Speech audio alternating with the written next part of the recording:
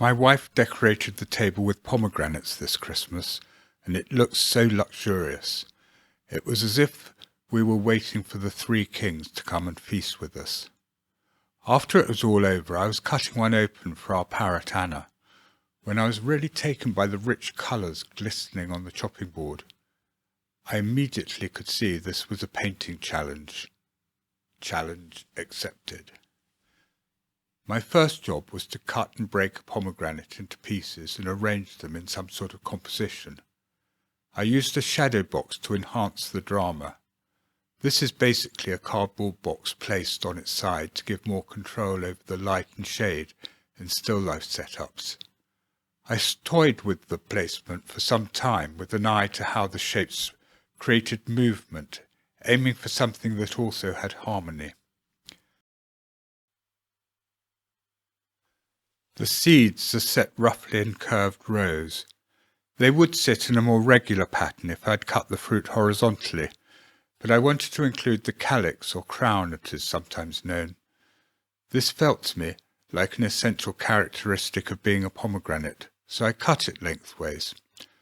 Of course I can cut one across the width to paint another time, or even paint one uncut. So many choices, but life can be exciting like that. As usual, when I begin to paint, I start in a fairly prosaic way. I'm thinking about the various shapes and how they fit with each other, and the balance of tone. I try to see how these will divide the picture plane and where I can start with the bigger shapes, working out various measurements and checking the panel or canvas shape will be okay. At this point it's very easy to turn the painting surface 90 degrees, going from landscape to portrait or vice versa. Something that would create an enormous amount of reworking, or even a complete restart if done later. I use a basic set of about 9 colours, plus white, and then, for various reasons, I add or remove colours from this set. A palette of about 10 colours or less can reach all the hues and chrome you need in a painting, but this composition of deep reds felt very different. To catch this explosion of colour, I got out permanent magenta and deep purple dioxazine. Both of these are modern synthetic colours and are very intense. Even with these two additions, I quite often felt that I didn't have enough ammo. Back in the day, artists like Titian didn't have access to these modern colours. Instead, the most intense reds they would have been red madder and vermilion. They were very good at knowing how to place colours together to get the greatest power from them. I found that the extra bright colours I picked seemed to settle down in the painting and lose their force. Artists have known for some time that complementary colours boost each other, so a little of the opposite or complementary colour was what was needed. At this point it would be useful to find space in the picture for some green or yellow, so I made sure the brown of the box leaned that way. My mind begins to wander, and I start to think of how I feel about the objects and colours I'm working from. Painting still lifes is a contemplative activity. One's mind can riff on colour, form, and what the subjects mean personally. I can only guess as to the viewer's thoughts and hope that something of what I felt at the time is passed on to them.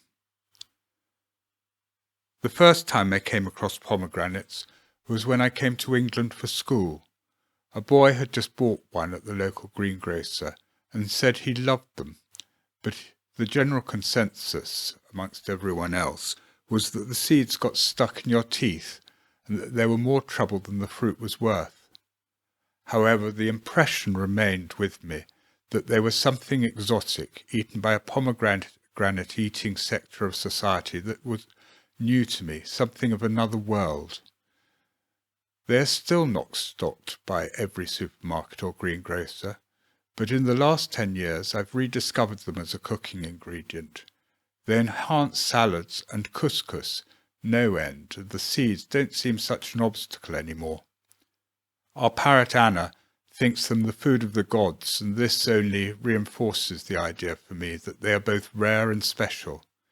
It seems ironic to me, coming from the East, where I was born, that the pomegranate should seem an exotic fruit eaten by the British. Pomegranates have always stood for something exotic in Western art. They certainly don't grow outdoors in England, but are redolent of Eastern promise as dreamed of by the Orientalists, such as Delacroix, Bouguereau, or Ingres. The rich crimson colour bursting forth when you cut into them is like looking into another world, one lit by a more intense light. Painting pictures is a voyage of discovery. At the start I have an idea of where I'm going, but things happen upon the way, and as I follow the winding trail I become lost, and then I stumble upon the path again.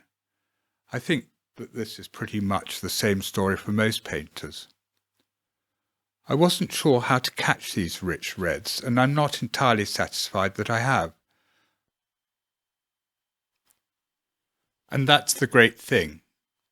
In this age of TV and jet travel, there is not much that remains of the unknown. The artists of the late 19th century took great risks exploring the strange world of the East. I have set out on an equally exotic journey, trying to understand the shifting relationships of colour. And in case you are wondering what happened to the pomegranate pieces, they were not wasted.